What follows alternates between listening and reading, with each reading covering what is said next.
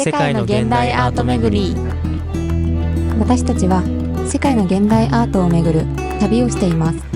今回はオーストリアにあるクンストハウスグラーツに行ってきます。リュブリャナからバスで約3時間、オーストリア第2の都市グラーツに到着です。早速グラーツ中央駅にあったカフェにエスプレッソとオーストリア名物のザッハトルテを注文。約1200円でした。コーヒーとチョコレートの相性抜群。ごちそうさまでした。ホテルに荷物を預けたので、これから今回の目的地クンストハウスグラーツに向かいます。グラーツは1999年にグラーツ歴史地区として世界遺産に登録されているぐらいたくさんの歴史的建造物が残されているんだって。街中にはトラムもたくさん通っていて、グラーツの街並み結構好きかも。こちらはグラーツ大聖堂です。シンプルな見た目をしていますが、中に入ってみると装飾が言葉を失うぐらい素晴らしかったです。大きな川に浮かんでいるこちらはなんとカフェです。夜になるとライトアップもされるそうです。行ってみたかったのですが、今日はお休みでした。クンストハウスグラーツに到着しました。この建造物、SF 映画に出てきそう。中世の名残ともいえる町の佇まいが自慢だったグラーツだったので、建造された当初は近隣住民から多少の非難があったようです。それでも今では町のシンボルになってグラーツの観光名所の一つになっています。営業時間は10時から9時。月曜日がお休みです。夜になるとライトアップもあるみたいです。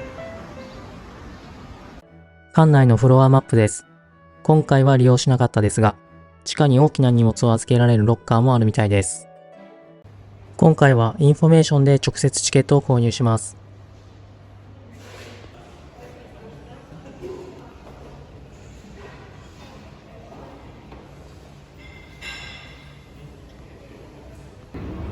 チケットは日本円で約2000円でした。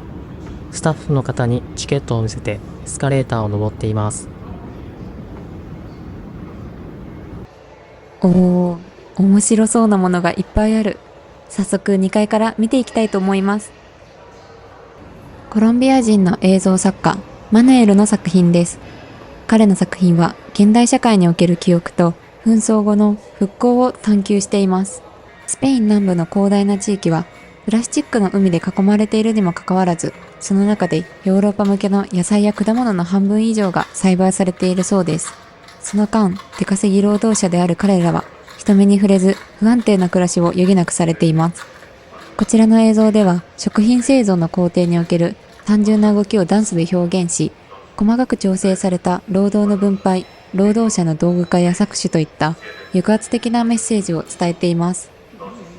こちらの作品は見知らぬ人同士の出会いがセットアップされることで、展示空間が社会的な場になり、そこでは人と人との交流が作品となるらしいです。記憶の彫刻と言われているミハエル・ヒースルマイヤーさんの作品です。かつてこの地域で働いていた人々、見捨てられた労働の世界を表現しています。ちなみに美術館の外にもこの方の作品ありましたよ。4つの時計は分、週、月、年が表示されています。あなたは退職までどのくらいの時間を仕事に費やしますか？考えさせられる作品ですね。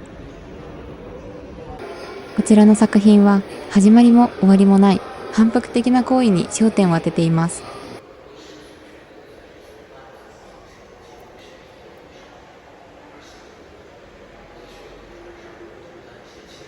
皆さん、こちら何かわかりますか？こちらはなんと Amazon の倉庫です。パノラミックな視点から捉えた巨大な写真が有名なドイツの写真家アンデレス・グルースキーの作品です。4階のアートスペースにやってきました。4階が一番広いギャラリーみたいです。空と雲ってずっと見てられるよね。2004年にここクンストハウスグラーツで初個展を開催したソルルウィットの作品壁が約20年の時を経て再び誕生しました。ソルルウィットの簡潔なアイデアこそが最も重要な芸術的成果であり、その実現は集団的な努力であるというコンセプトに従い、壁は9ヶ月にわたり現在における過去の最高と若いアーティストたちと共に未来を考える舞台となっています。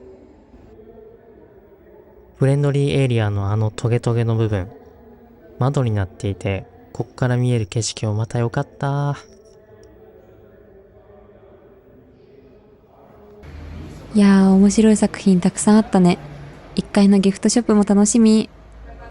クンストハウスオリジナルのグッズというよりかは、アートについてのグッズが多いみたいだね。マグカップも可愛いけど、あのトゲトゲのモチーフのグッズが欲しかったから、今回は我慢。川の上にあったカフェ閉まってたから、どこかいいコーヒー屋さんないか探しに行ってみます。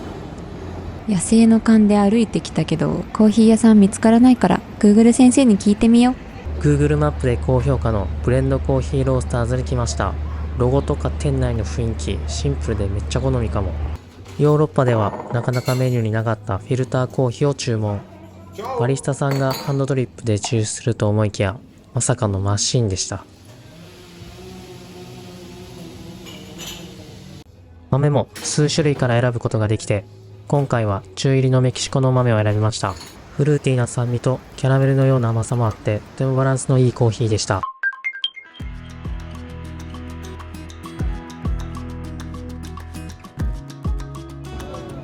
ご視聴ありがとうございます。次回の旅先は、世界一美しい都市と称賛されるプラハに木製の飛行船が鎮座するドックス現代美術センターに行ってきます。このチャンネルは世界の現代美術館の情報を配信しています。この動画がいいなと思った方はチャンネル登録とグッドボタンをよろしくお願いします。